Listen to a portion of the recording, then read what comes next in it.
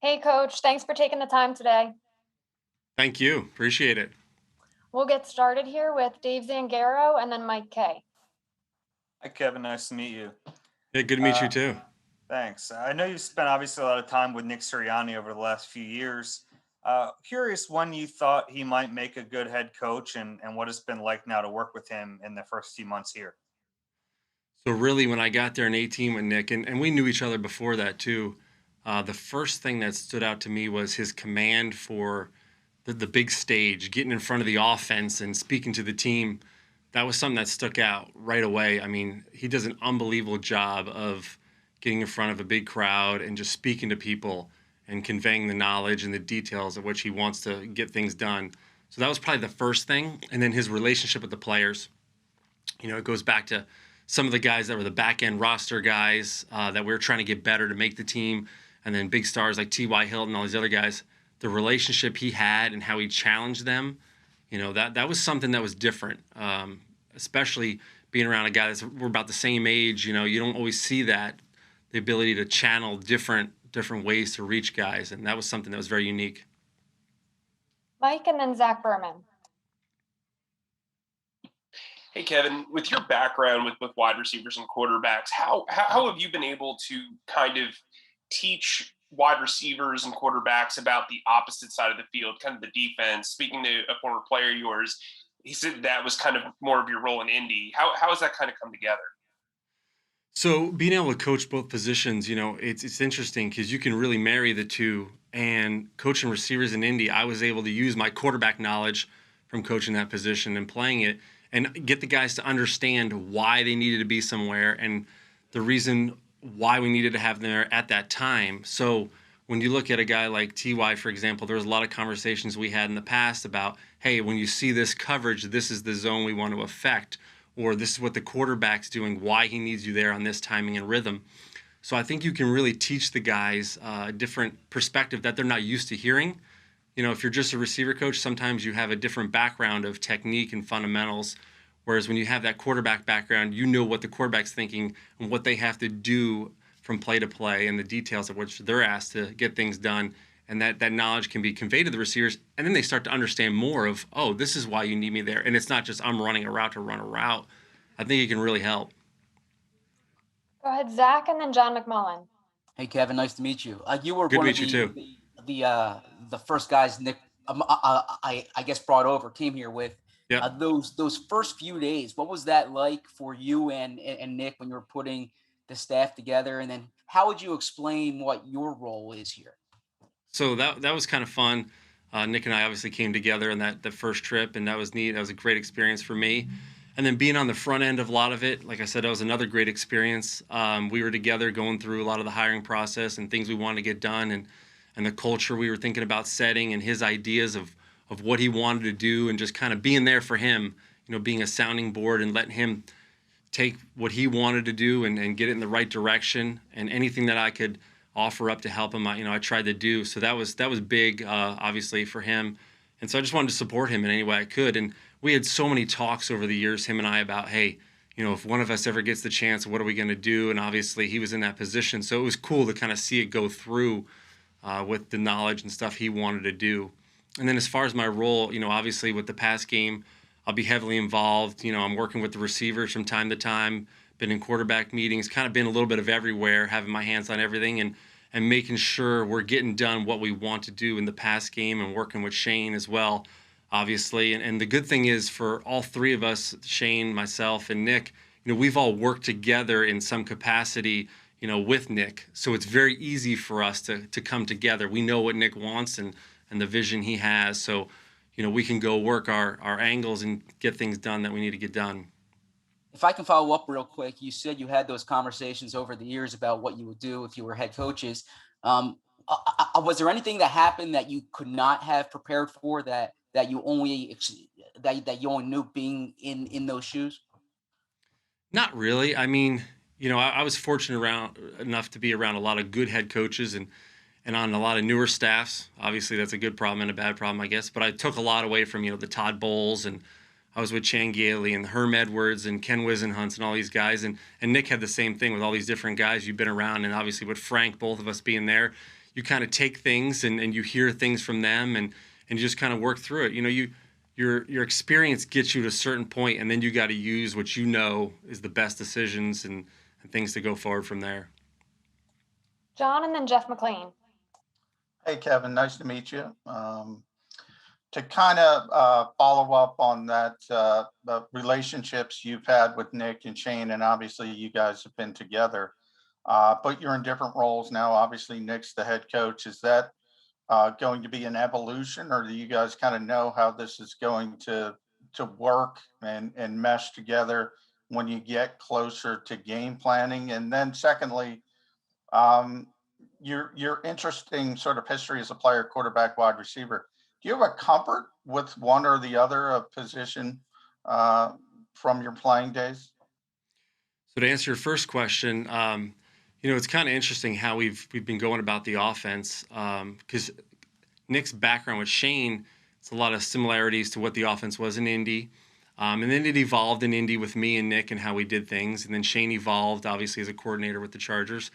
So it's kind of been neat to put all three of us together and go through the offense and say, okay, we liked this, we didn't like that, let's change this. This is what we want to do. This is a staple. This is something we need to emphasize. So that's been really good for all of us to kind of talk through things. And like I said, we kind of have a similar philosophy in what we all like to do and what we've seen and how we want to get guys in positions to make plays. And then to answer your second question, you know, not really. Coaching quarterbacks was great. Loved doing that. Obviously, that's what I played most of my life. And then I played some receiver in college. And then coaching that position, that's been fun too. And that's kind of what's been interesting. So that's another common bond that, you know, Shane, Nick, and myself all have, and especially Nick and I. He's coached both positions, and we've coached similar players. I had Stevie Johnson in Buffalo, and then he had Stevie at the Chargers. And so there's a lot of things that we rely on. I had Dwayne Bowe when he was a rookie for a year or two when I was coaching. I just started coaching at the Chiefs, and then he was there with him as well.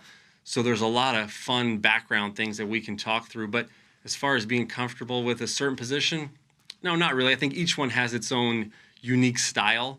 You know, quarterbacks, obviously, you go at it a different way. Receivers, you can kind of go at them a different way. But that blend is what's kind of unique to have, that you can go take both positions and give them more information than the average person. Thank Go you. ahead, Jeff, and then Paul Domowitch. Hi, Kevin. Nice to meet you. You mentioned the bones of the offense. If you look at the three guys that have to do a lot with the offense, Nick, you, and Shane, the guys that you've coached under, you mentioned Jan Galley, the bones of the offense. I mean, is there some Earhart Perkins in it? Is there some Air Coryell? Is there some West Coast? I mean, what do you when you look at the offense as it is in the playbook? Is it all those, or than the other? Yeah, I think it's a good mix. I mean, it's going to be obviously the Philadelphia Eagles offense, and training camp will obviously help us with that too, solidify what we want to do, what we're going to hang our hat on, and kind of what direction we're going. We have got a good feel for what we want to do right now with the last couple of weeks of work.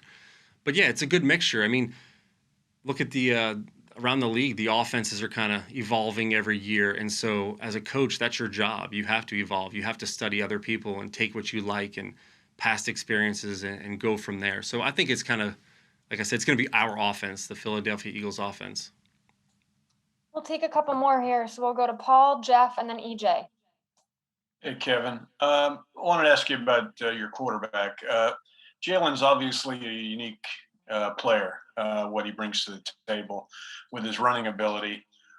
What does that running ability mean to the passing game with respect to how it's going to limit man coverage from teams and that sort of thing? Well, I think anytime you've got a quarterback that's got legs and he's a threat in that direction, defense has to honor it in some capacity. So they're going to be limited in some areas too, and some things that they may have done against a different quarterback, they're probably not going to do to you. So there's certain things you can do going into a game knowing, okay, we're going to get this, probably not this, or this is something that they've done in the past to a running quarterback or a guy that can make plays if the pocket breaks down. So there's a way you can game plan and kind of use that to help you and help the player. Go ahead, Jeff. Hey, Kevin, I'm curious, as someone who spent a lot of time around Nick in the past and got to know him, what your thought about the public's reaction to his first press conferences and how he appealed to the media and public, and just you watching that. Is that something you anticipated, knowing how he is? And what did you think of it? You know, it's funny. I really didn't pay attention too much to it because he was so busy doing that stuff that I had all the other stuff he wanted me to do. So like he's like, hey, I gotta do this, you gotta do this, this, and this for me.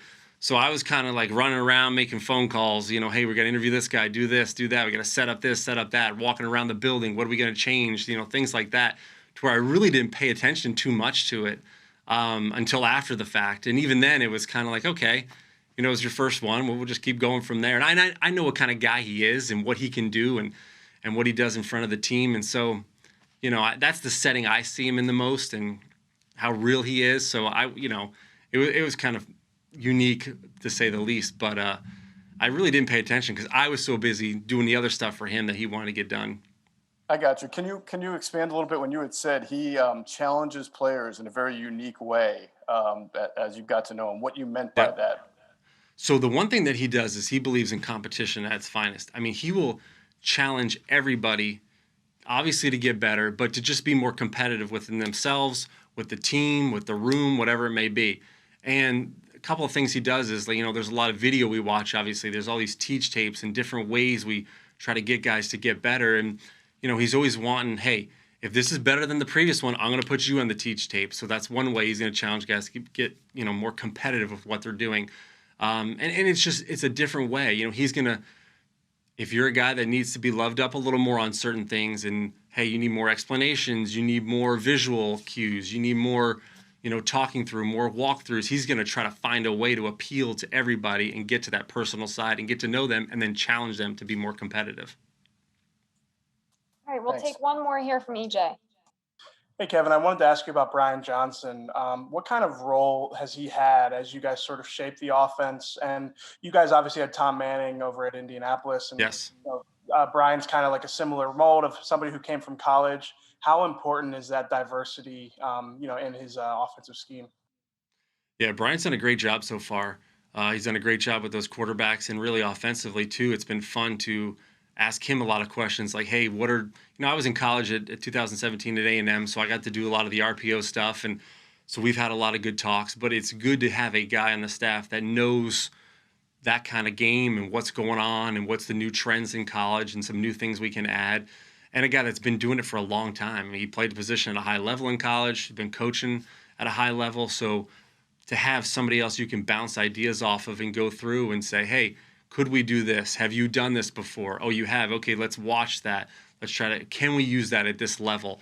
Because it's all about being cutting edge. And the quicker you can beat somebody to the punch and you're the first one to do it and put it out there on tape, defenses have to stop it. And everybody knows it's a copycat league. So if you can get out in front of things, you got a big advantage. So Brian's done a great job with that kind of stuff. All right, thank you for the time, Coach. I appreciate it. Good to meet you guys. Hopefully I see you guys in person soon. Get to meet you and say hello.